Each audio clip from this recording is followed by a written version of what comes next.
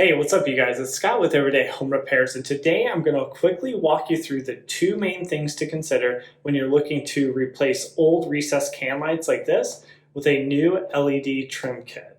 Can lights come in 4, 5, and 6-inch diameters, with the most common usually in your area being 6 inches.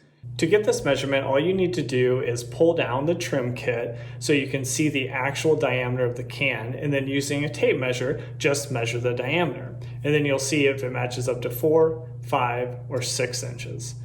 Additionally, one thing I would really look out for is how large of a diameter was the trim piece itself. Why would you do this? Because if someone has painted your ceiling over time and painted over the trim kit, there's most likely old paint or just a more worn out surface underneath the existing trim piece. So if you get a smaller trim piece, then you're going to have a very noticeable outline on the outer ring of your new trim piece.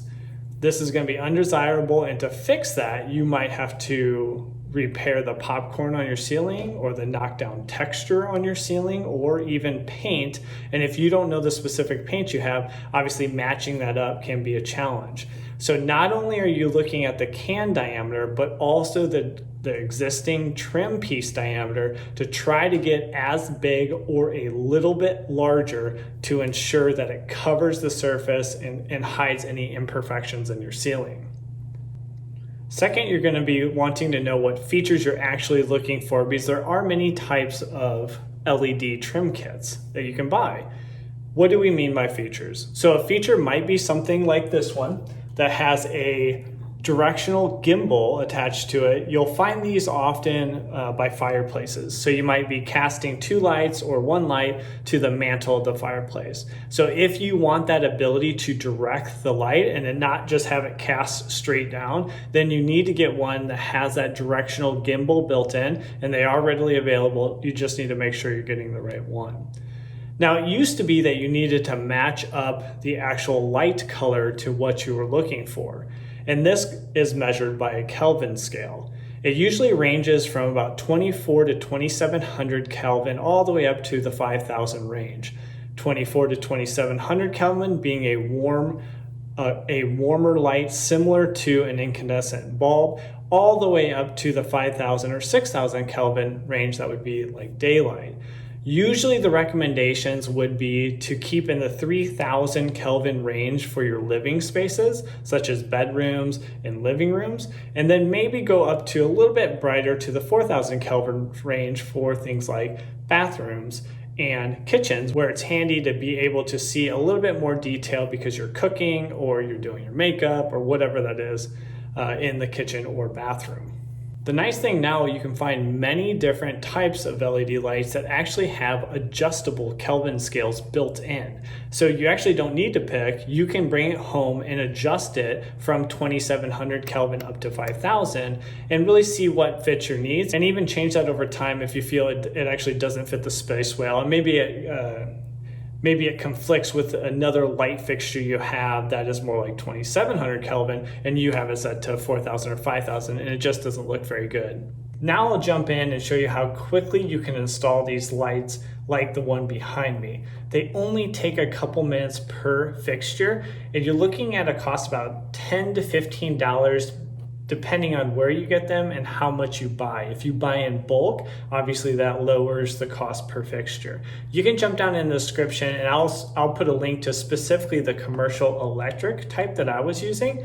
And this one that I'm holding in my hands, about a $20 per, because it actually has a built-in night light, which is a cool feature, especially for hallways. You flip the light switch once, the light comes on. You flip it a second time within a certain time period, and then it switches to a nightlight mode. Kind of cool. So let's jump in and show you how to install an LED recessed light kit. Starting off, we'll remove our old light bulb and then focus on the trim piece itself. Applying some pressure or pulling the trim piece down, do be careful because the paint from your ceiling could be attached to the trim kit. So with a razor knife or a flathead screwdriver, you'll want to break that loose to avoid any damage to the ceiling itself. Then once you get it pulled down, you'll press the little spring clips in and remove the light socket. Now you'll screw in the pigtail that comes with the kit, set the LED light to the correct color that you want, and then plug it into the light socket pigtail. And now this is probably the toughest part of the whole project, and that is getting the springs to line up to the housing for the can light.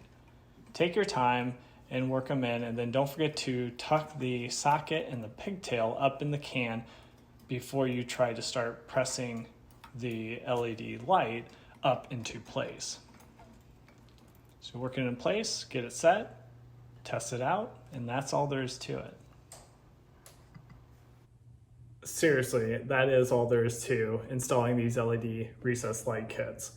Bang for the buck. I mean, you can do them super fast, and like I said, $10 to $15 per, unless you get some of those additional features. You can even get speakers built into these and put them in your shower. So there's a ton of different features out there, but if you want to know exactly which one I got, you can look down in the description and you'll see these commercial electric. I'll have the regular ones I installed here, and then also the ones that I showed you with the nightlight. Before you take off, also don't forget to subscribe to our channel, as we have videos like this coming out on a weekly basis to help you around the house with your repairs and improvements, and we'll catch you on the next one. Take care.